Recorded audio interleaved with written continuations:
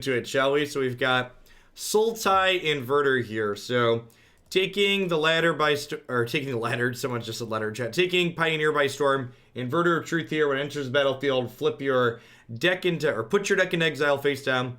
Flip your graveyard into your library. So you'll have a very small library, and then Thassa's Oracle or Jace Wielder of Mysteries allow you to win the game pretty promptly after you flip your discard pile into your deck. Hey, Collins, thanks for 17 months. Welcome back. This build, as opposed to the blue-black builds that have been more disruptive in what they do, this build's just kind of trying to push the pedal to the floor and be super linear. So we've got a green splash in here for mana accelerants, as well as Eldritch Evolution here to give us more access to our combo pieces more consistently. We also have Witching Well and Omen of the Sea here. Something to note about this build is that our only interaction in the main deck is 4 copies of Brazen Borrower here.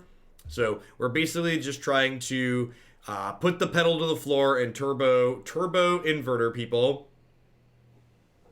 Yeah, I think that's probably accurate, Navier. We're likely better against things like Lotus Preach that are just trying to be linear as well, because we should hopefully be able to combo kill by like 4 or 5 a little bit more consistently than the other builds do. At any rate, let's go ahead and hop on into a Pioneer League here with this one and see how it goes. To set a low bar, this can't possibly go worse than the Delirium decks we've played the last few days, huh? We hit like the smorgasbord of Delirium decks. We tried Jund, we tried Abzan, we tried Sultai, and all of them felt pretty mediocre.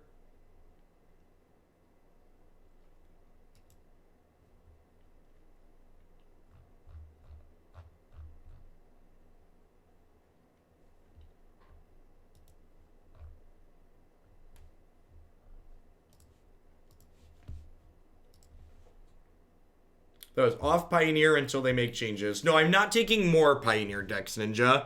So for people that aren't familiar with how this stream works, I always have a really deep deck queue. So you can check here. And I might scale back the number I play per week a bit down to as low as 3. But like as of like at this very moment, without taking any more Pioneer decks, 20 down to 30, there are 17, 18 Pioneer decks waiting to be played.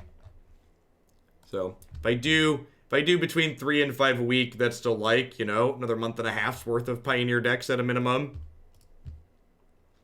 So people who submitted Pioneer decks, if they're not happy with how the formats turned out and they don't want to see their stuff played anymore, they're welcome to change them to other formats or bump other decks with their points. But if they'd like to keep them in there, I will slowly get to them.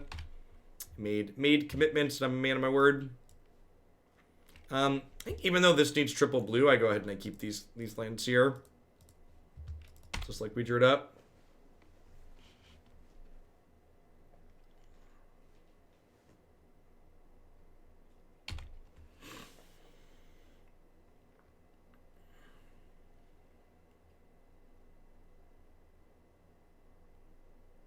The Merfolk Forerunner. I don't know about Merfolk Forerunner. I feel like this card's probably just bad. I almost cut it, but I like to leave cute bullets in when people submit them just to see how they feel if they come up. When it enters battlefield, you may search your library for a Merfolk card, reveal it, and put it on top. Like, I don't really know that we need more redundancy for Thassa's Oracle.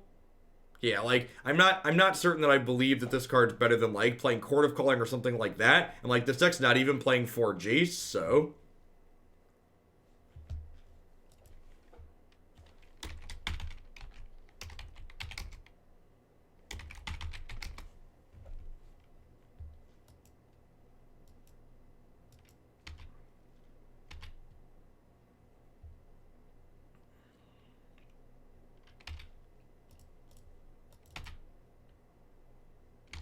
Look death right in the face, chat, and say, "Not today, Taylor. You'll not kill my Sylvan Caryatid."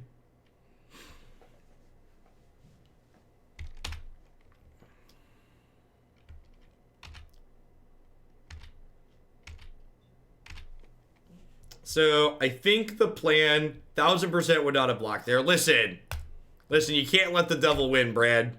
You just gotta look him in the eyes and let him know what's up. So my plan here is to crack Witching Well this turn, cast Inverter next turn, and then Thassa's Oracle the following turn.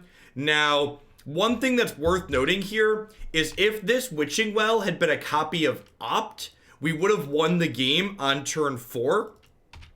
Because I couldn't Inverter on 3 because I deck.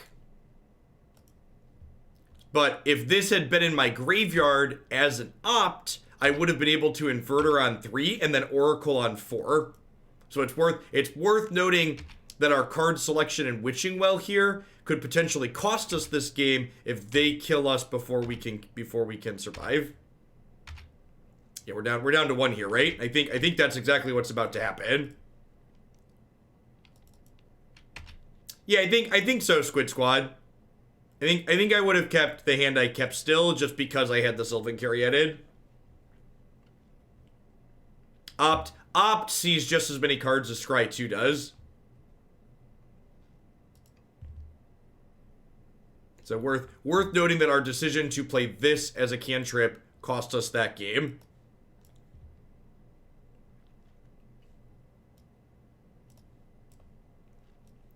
I think I'm going to put these in and cut these Omen of the Seas. I think it seems to be a little bit more interactive here.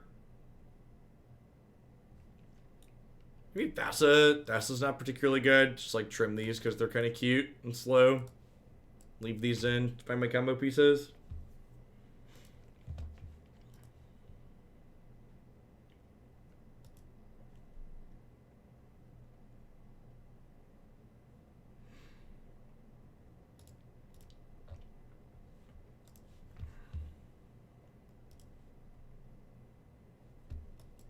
Okie doke. Turn 2 Caryatid. If we draw a blue source in our first 2 draw steps, we win on 4. We go turn 2 this, turn 3, sack this to this, get Inverter, turn 4, play Oracle.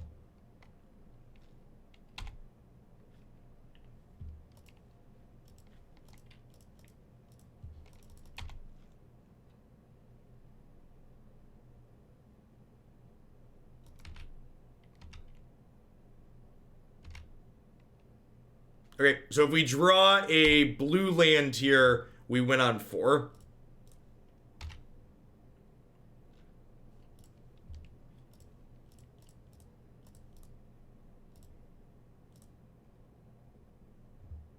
So we get Inverter, Inverter flips Sylvan Caryatid into my deck. Next turn, Thassa's Oracle trigger wins the game. Now this is pod racing, chat. As if this format didn't already feel like Modern, like this build is really like this is looking at Pioneer and being like, this is what this format is now about. We're gonna take the gas and we're gonna push it all the way to the floor, and it's gonna be great.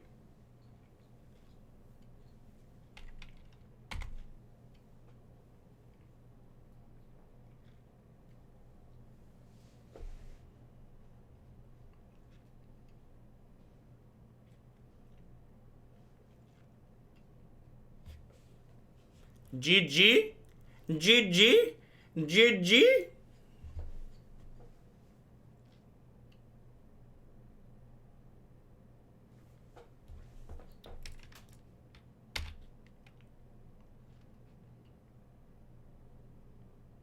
I would like to block. Trigger. Brake pedals are for cowards. Yeah, listen. You don't slow down when you're coming up on the scene of an accident. You gas up and drive around it. This deck is gassing up and driving around the car wreck that is Pioneer currently.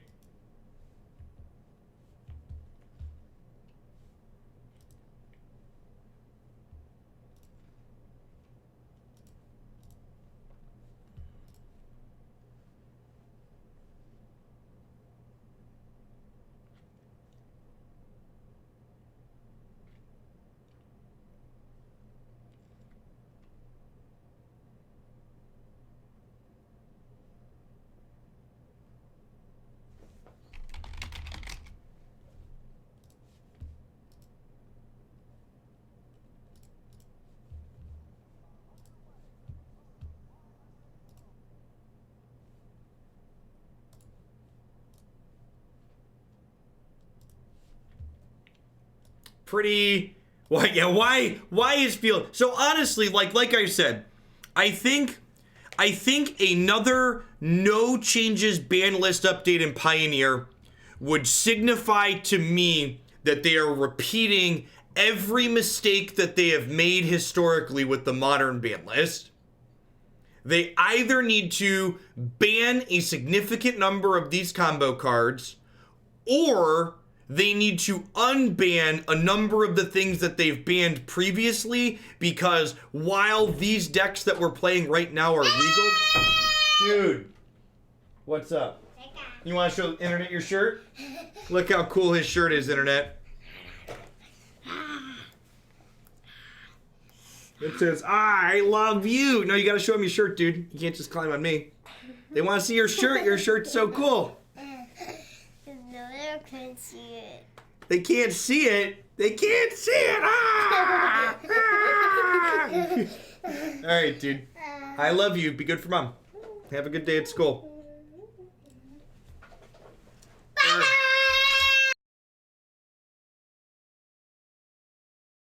Anywho, sorry, to finish rant, close. We were interrupted by Adorable. To finish rant, they either, if they make no changes on Monday, it means that they're repeating, not only letting the format devolve into a pile of linear decks, but they'll also be repeating the mistake of leaving a bunch of things banned that are worse than the things that they've allowed to be legal. So, I don't think that a no changes update would be good for the format. I think it would signify that they've not learned anything from what modern has happened. Whatever I said, the things that are banned are worse than these things that are legal.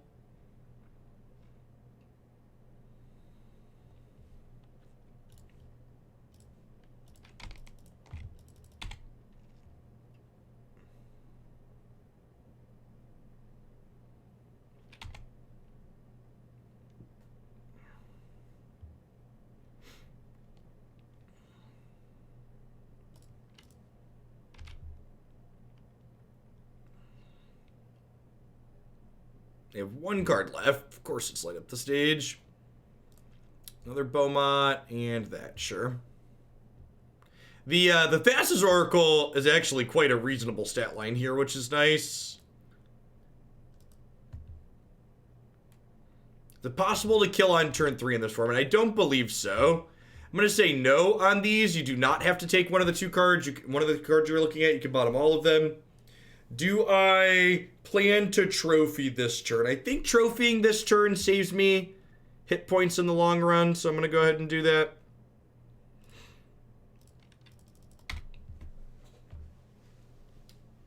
I mean, to be fair, Robin, we had a pretty okay day yesterday. Just, you know, sometimes it's good to know when to hold them, know when to fold them, know when to walk and when to run.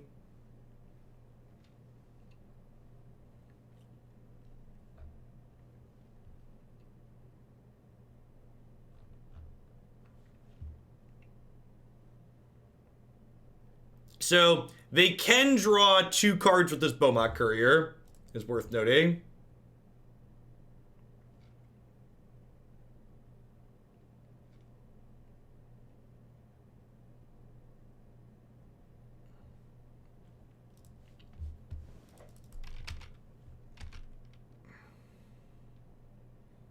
Could see an attack with everything here.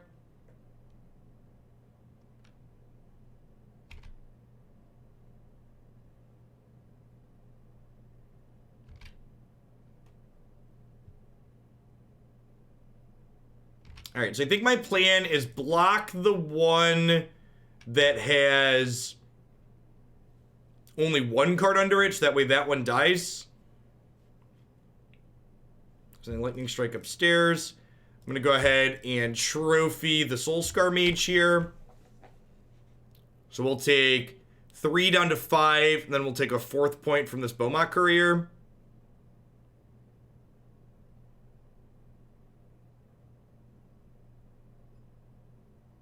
You have 1 card in hand. Yeah, feels modern, man. Feels modern, man. So again, worth noting that we did lose the first game in that match because we couldn't combo on turn 4 because this was Witching Well instead of Opt.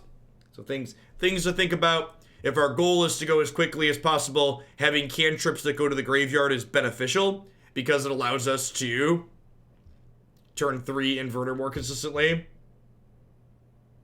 I don't know that it's fair. It's something I want to keep track of, but I don't know that it's fair to say it's strictly better. There's a reason why I didn't change it out. There's definitely going to be situations where the fact that our card selection didn't go to the graveyard can be upside, but that upside is going to exist in longer games more than anything. And I feel like this deck is probably playing to not play to the longer game as often as possible.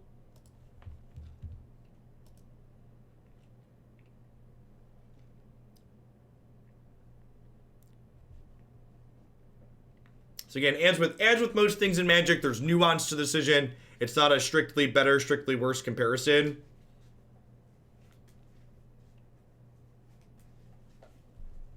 Easy mulligan here. No blue source.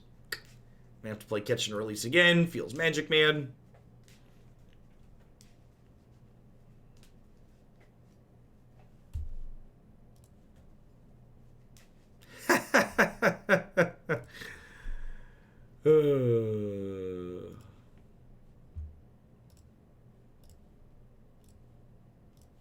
Okie doke.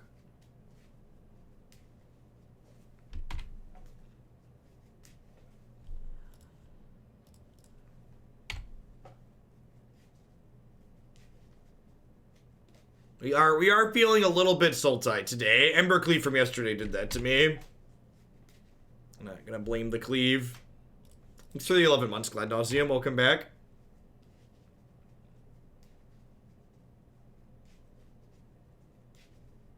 Morning, Danon. So, no joke, if they would have turn 1 Thoughtseize me, I would have conceded before it resolved. Now that they've seen my lands, I probably play it out. I'm not even sure. I might still concede to a Thoughtseize here. They definitely don't know what we're doing. Omen's actually kind of a good draw because it throws them off the scent. Although, again, it's worth noting that, like, if this Omen was an opt, I could opt into Inverter on 4, Oracle on 5.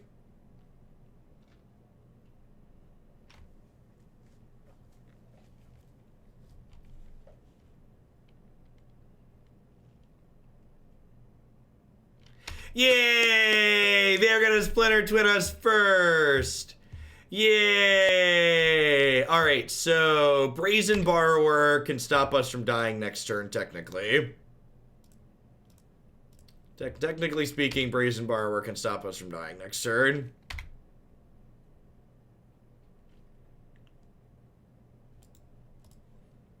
What a fun and interesting match-in format. As always, if you're wondering what cards a deck that we're playing on stream is playing, you can always say !deck in chat to get a direct link to the deck list.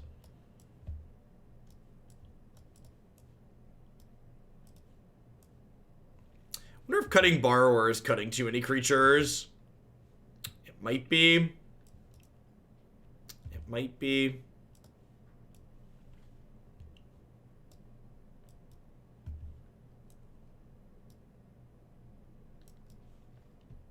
Yeah, Ego definitely comes in here. I feel like Trophy doesn't, though. I feel like Trophy doesn't. Oh, you know what? Let's bring in Destiny Spinner instead of Borrower, because this makes our things uncounterable.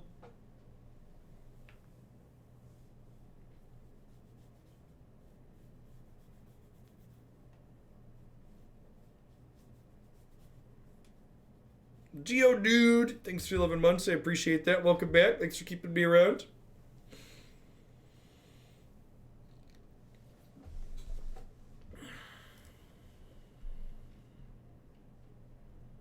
All right.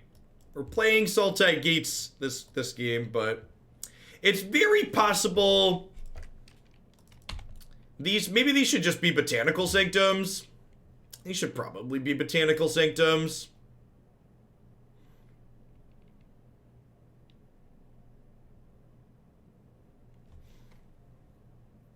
Yeah, Nexus is like pretty slow and fair though, in comparison to a lot of these.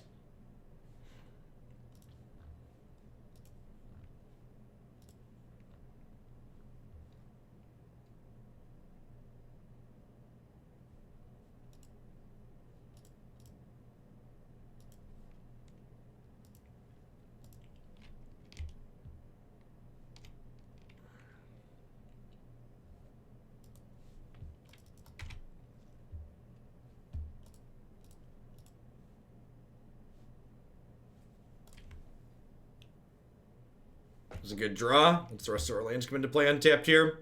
Need to go Island into Witching Well. Well, they're also playing Omen of the Sea. Interesting. Gosh, I think we just take Inverter, because it's going to be a while before they can cast Dig, right? That could be wrong.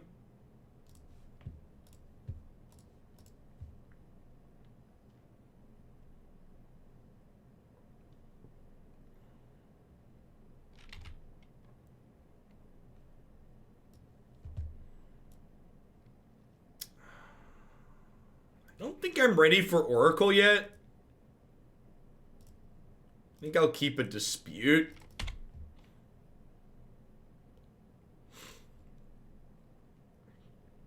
I agree, Percy. I think the people who are talking about Dig Through Time is the only card you need to ban to make the Inverter decks okay.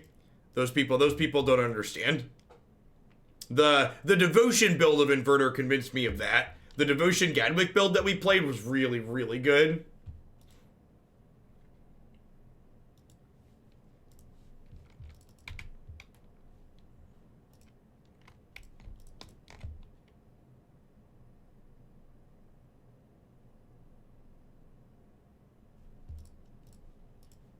I don't think I need to hold up Dispute here. If this was like the Jace turn, I'd hold up Dispute, I think, but because they're not Jacing next turn, I don't think I really need to. They're the people that want to keep Twin banned, yeah. Yeah. I feel like we should just have a community blacklist that, like, lists all the people that said Jace the Mind Sculptor and Stoneforge Mystic were going to break Modern when they came off the ban list, just so, like, folks can have easy reference of people they shouldn't listen to with regards to ban lists, because they just don't get it.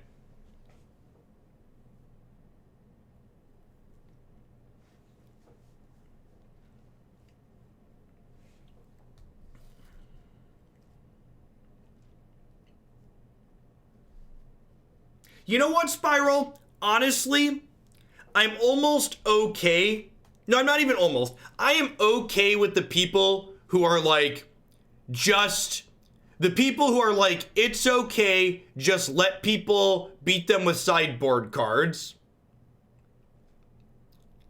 I think those people, I'm fine with their position so long as they also are pro unban Felidar Guardian, pro unban Field of the Dead, unban Nexus, things like that.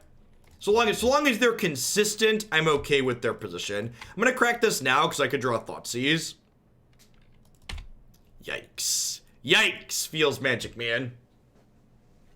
To be fair, I think the build of the archetype that this opponent is playing, that we're currently playing against, is probably much worse without Dig Through Time. That being said, I think there's lots of other builds of Inverter that are not even just fine, they're still just busted without Dig.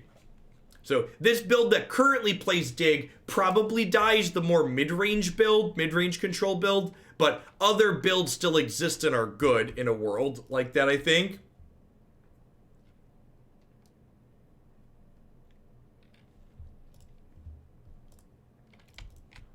Well, I mean, it's kind of an alt-win con.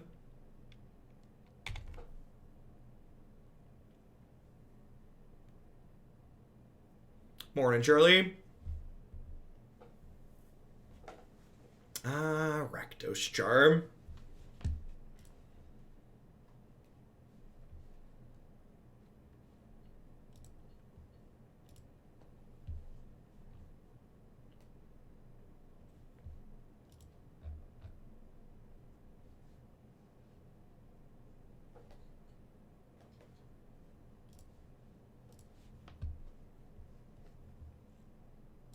They get to dig here. Feels bad, man.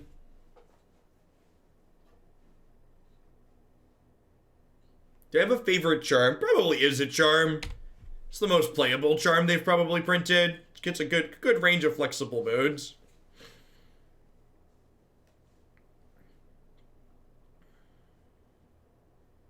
Yeah, cat combos a touch faster than like what the inverter decks are doing a lot of the time, but it's also much easier to interact with. The fact that like can't combo through a removal spell or a wild slash even is a big deal. Joke's on you, I don't draw good spells. Now, one thing that's to be said about this build that we're currently playing is that like our deck is less good at recovering from these longer games like this. So like blue-black inverter can be in a position incredibly far behind like we are right now and just like rip a dig through time and be okay. And our deck can't do that.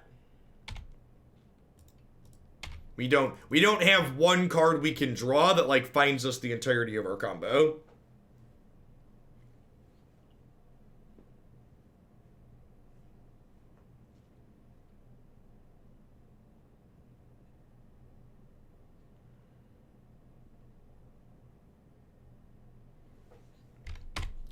Yay! Their dig through time found them both combo pieces. Yay!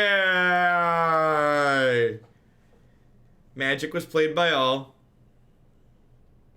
Magic was played by all.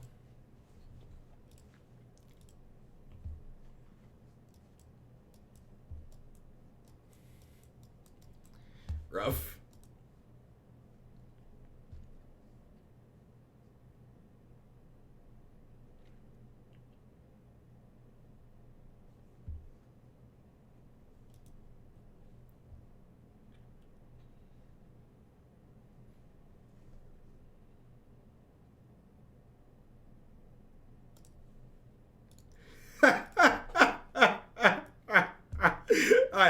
I love Nox. Nox is great. The more Nox posts, the more I just for people that missed it, Andre Mengucci has been awarded a round 1 match loss in Worlds today for a draft decklist registration error in their digital tournament because the players drafted game loss. Sure, game loss, match loss, whatever, details. They've been penalized for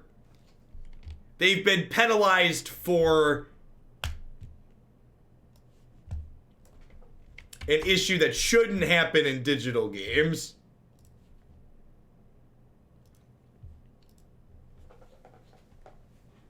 It is. Our feels like is actually less than that. Like it's your feel the actual in the feels like what's Weather.com say right now? The current feels like is -1. We have a high of 15 today. Sorry, the feels like is -7. The actual is -1.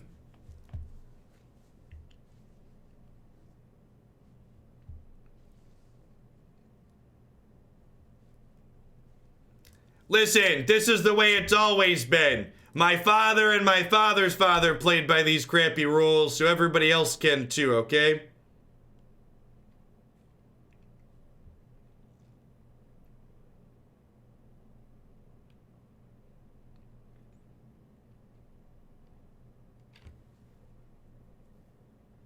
This hand needs some lands. Get to shock in this breeding pool, cast Witching Well.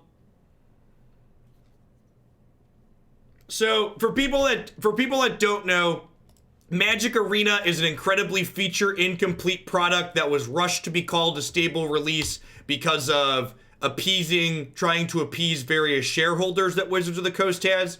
So it lacks fundamentally basic features like the ability to draft with actual people in a pot of 8. So to work around that for Worlds, instead of not having a limited portion, they're having the players draft decks in paper and then play the draft matches on Magic Arena. And part of the rules of paper tournaments is there's a deck registration process that you fill out that if you mess it up, you get penalized with game losses. So Andre checked the wrong box on a paper form in his what's supposed to be a digital tournament and was subsequently penalized a game loss for doing so. Thanks for the 7 months, Kindle B. I appreciate that. Welcome back. Thanks for keeping me around.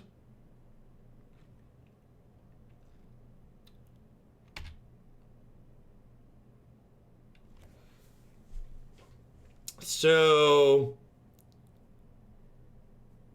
again, awkwardness. If we would have drawn a blue source, we would have had a turn 4 kill. But we didn't draw a blue source. Actually, if we had drawn a blue source, would they kill us anyways?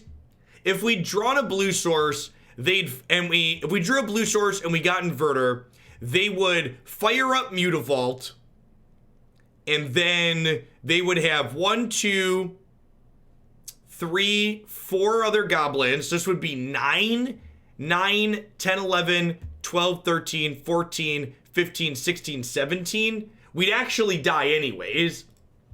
So we keep having close to turn 4 kills, and our opponents keep killing us on their turn 4 before we can kill them on our turn 4.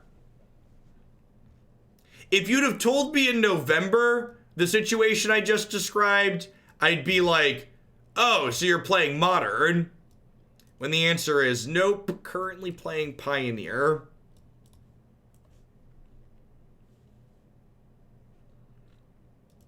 Have you thought about being on the play for game 1 more often?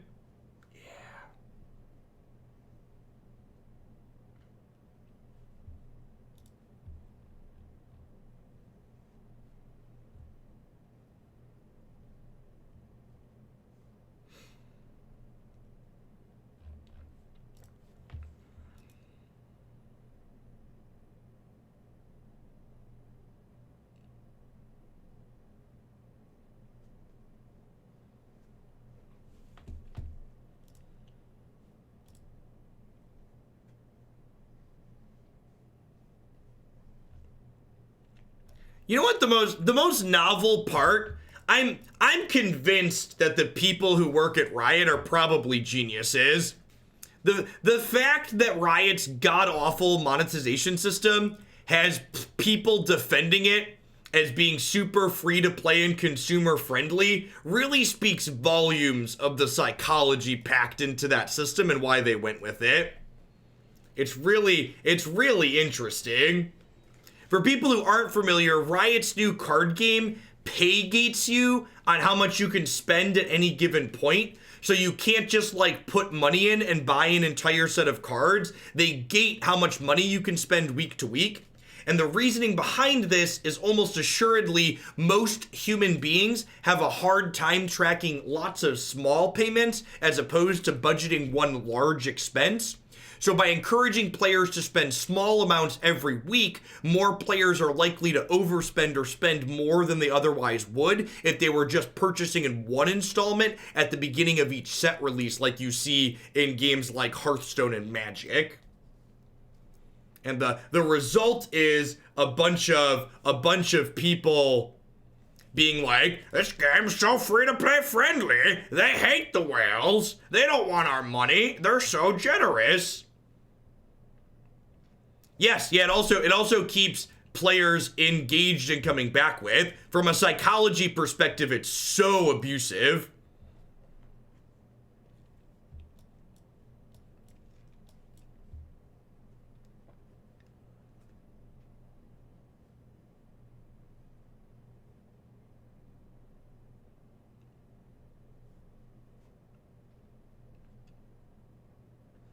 Yeah, it also does that. Yeah, if they don't find a way to balance it where like 3 or 4 sets from now you can catch back up, there's no way it has long-term player base perspective, right?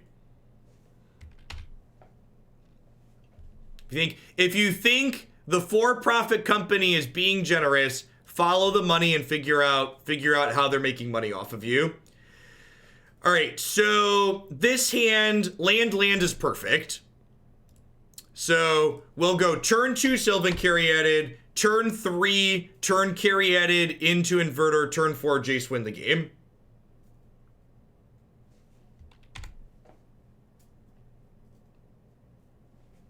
I picked Javier Dominguez as my champion.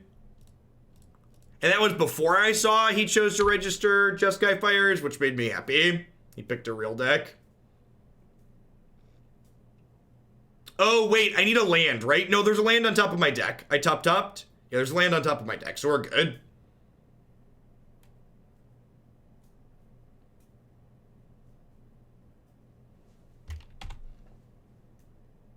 No faith in Mono Red. I think Mono Red's a fine choice. The only people I would be concerned with... Oh, I don't have triple blue.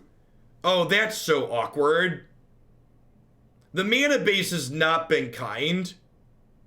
It discourages whales because whales can't buy sets, Kuratinshi.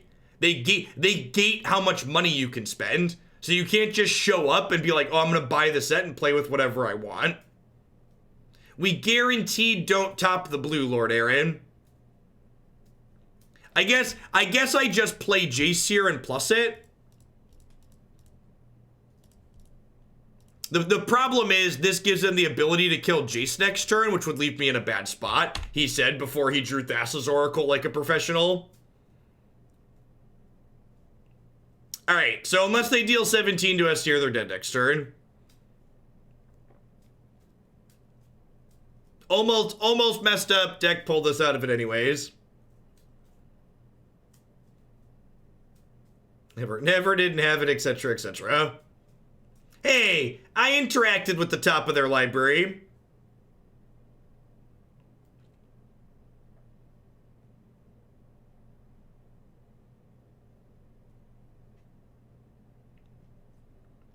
I feel like we're probably a couple of blue sources light in the mana. I think there's only like 18 blue in this deck.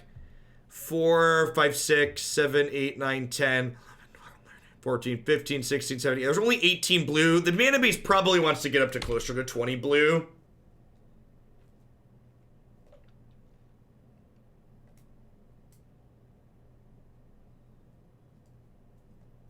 Well, I don't have to shock in my 5th mana if they attack Jace. If they don't attack Jace.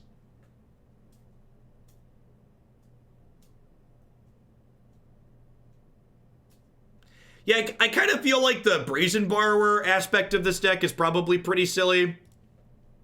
The Brazen Borrower Thassa. I feel like this deck should probably just be leaning into, okay, we're going to combo kill you.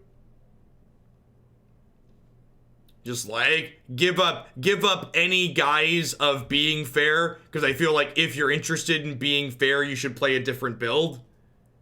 To just like, acknowledge that like, this is the game plan. Our goal is to be linear. Let's be linear.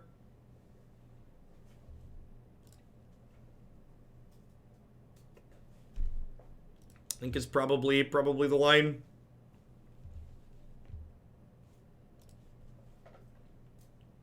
Both teams tried their hardest there.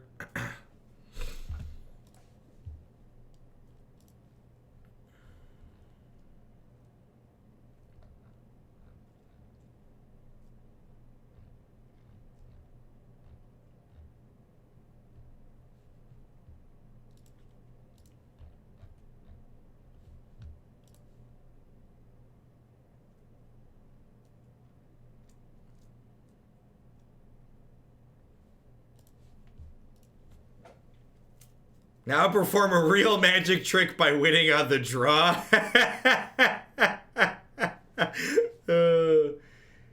Yeah, I agree, Percy. I think there should probably be main deck Thoughtseizes. Okay, I think I agree with that.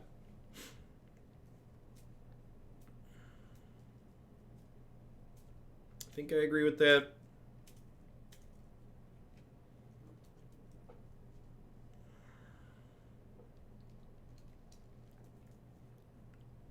Honestly, if our goals is to linear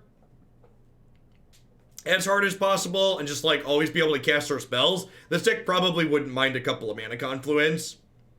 Just so it can like always have its colors. That's probably how we get up to 20 blue sources in the mana base.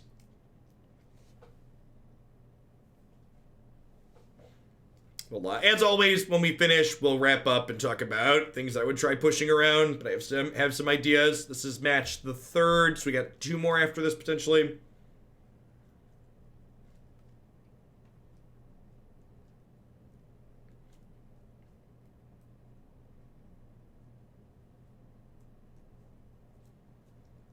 Yeah, you could board into dig. That's probably not unreasonable. I like that idea. For against the really interactive decks, just like race the linear decks, then like board into something closer to blue-black inverter in the interactive matchups. I believe black aggro had a really bad win rate in Phoenix. So we're just looking to mulligan to a turn 4 kill ideally. I don't think I can keep this hand against an aggro deck, just kind of durdles around. This hand can potentially turn 4, so we're going to keep it. I think I'm going to bottom the trophy, just like not be interactive and just try and race them.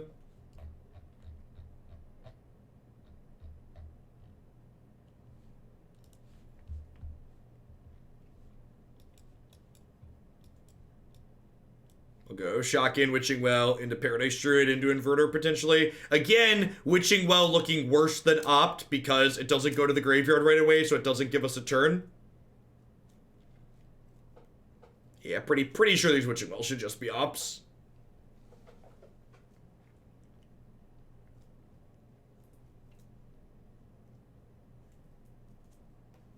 Yeah, just the axes of interaction you have with these decks are just so narrow.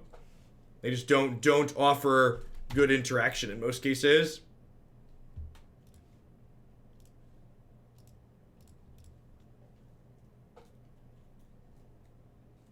Probably not Guacamole. Although I guess I was gonna say I have 2 kids, so like it's hard to do stuff like that. But that actually might be a movie that the kids would go see. Yeah, and again, like here's the Oracle, right? So like if we die before we can combo them on 5, like we could have comboed on 4 if this deck was built differently.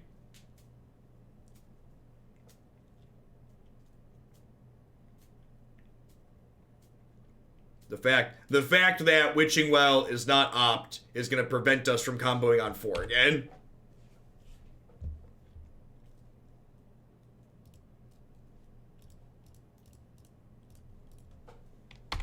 Honestly, since I can't combo till 5 anyways, I think if they attack and offer a trade with this Pile Driver, I'm going to take it.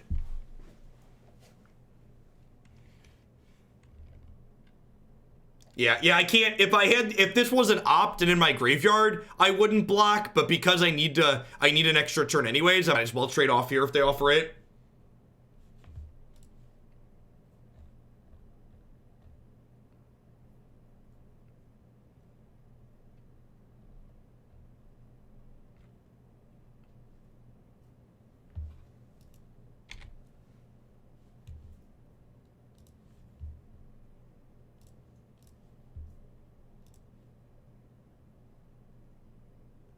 I think we're again gonna be too slow because of this decision.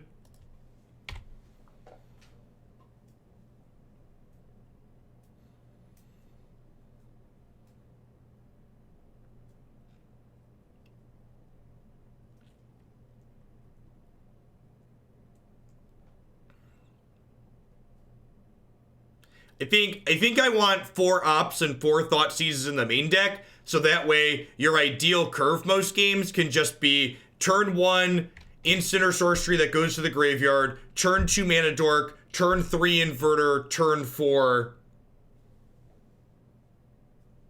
I don't Rexbox. I don't.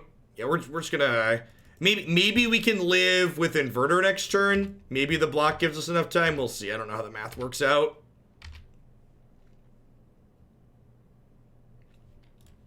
Looks like we're dead.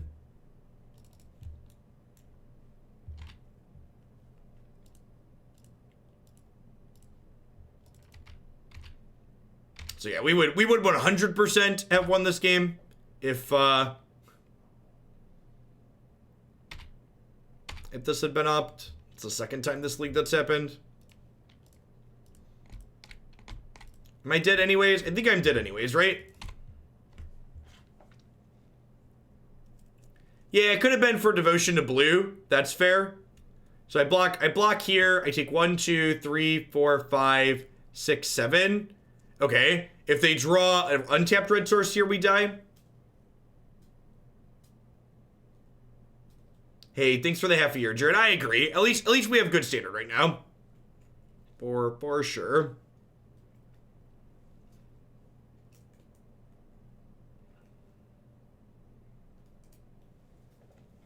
All right. I mean, if we're not dead, they are. So, you know, good luck, Godspeed.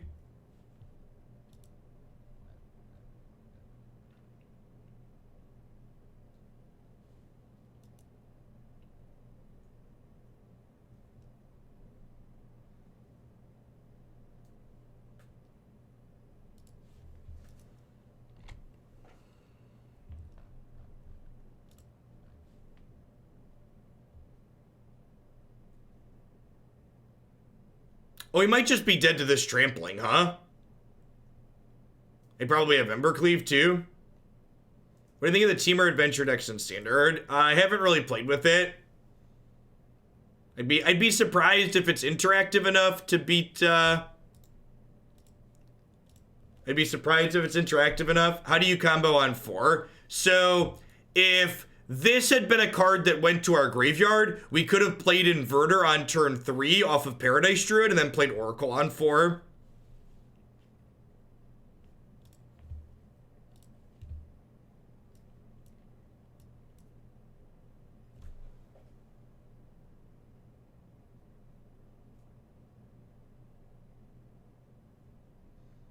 I mean, this isn't really a top tier deck all night. It's a variation that includes what's one of the better combos in the format right now, but this is not an established deck.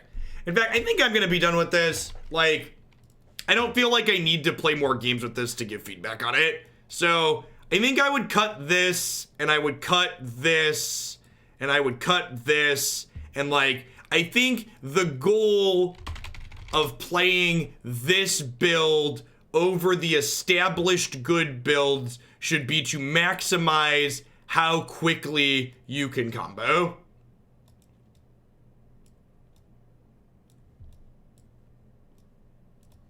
I mean, you always ask yourself the question when you're trying to optimize, what is this doing that's better than the other things? Why is it meaningfully different? And I think there is merit to trying to push the pedal to the floor and go as fast as possible.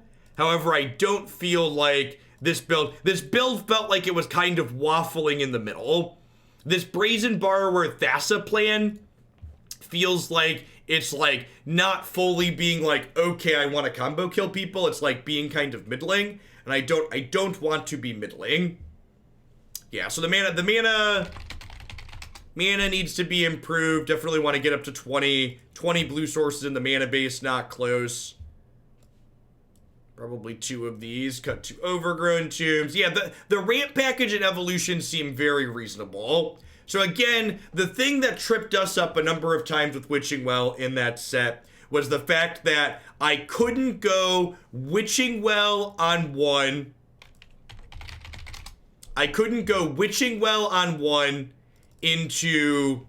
I couldn't play Witching Well on 1 into Mana Dork on 2, into Inverter on 3, into Oracle on 4, and win the game on 4. That wasn't possible with Witching Well on 1. And I think that's the type of curve that you want that lets this deck be busted compared to the more fair interactive builds. So this core feels like what I want it to be. Honestly, it's probably just 4 Jace 2. Just max combo pieces. And then maybe you need to look at the mana a little bit more. It's possible we want more turn 1 black sources. But it's also difficult to get enough turn 1 black sources with having enough blue source in the mana base too is a little bit of a struggle. It's possible maybe we're just supposed to go full ham and like play 4 mana confluences. Like that could be a possibility. There's still 4 more deck slots here, which you honestly probably want to be some other 2 mana creature. So that way you can go 2 mana creature into evolution consistently. Honestly, I wonder if it's just like, is Leafkin Druid the only other 2 mana dork in the format? Is that the other one?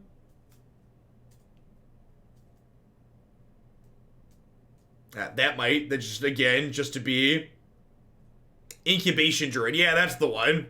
Incubation Druid. Because it makes colors of mana for you. That's probably it. I feel like game 1, this is what I would want to be. I'd want to just be as linear as possible. There are already 4 Paradise Druids here, Lord Aaron. So we had 4 Druid and 4 Caryatid. I think if you're trying to play this evolution build, you're just trying to push the pedal to the floor as quickly as possible. And I think this type of configuration gives you the ability to do that. I think you probably want some dig through times in the sideboard. So that way, when being as linear as possible isn't good, you have a way to grind a little bit. Similar to how the blue-black Inverter decks play right now. Like, honestly, probably pivoting into something similar to the blue-black deck post-board when you want to slow down is probably good. Playing a couple of digs, maybe some thought erasures, but that would be the direction in which I think I'd take that. As always, for folks who are regulars in chat, when I'm asking for card recommendations, I'd always encourage you to be looking at the deck list because a number of people in chat just like recommended cards that we're already playing. All right, at any rate, that's going to wrap up our Pioneer segment for the morning with Sultai Inverter here. I'm going to go ahead and hit a quick ad roll while I get Arena set up and get things flipped over to that. When I get back, we're going to play some Sultai Gitrog Monster to start things off in Historic today. Thanks for hanging out today, folks. Don't go anywhere.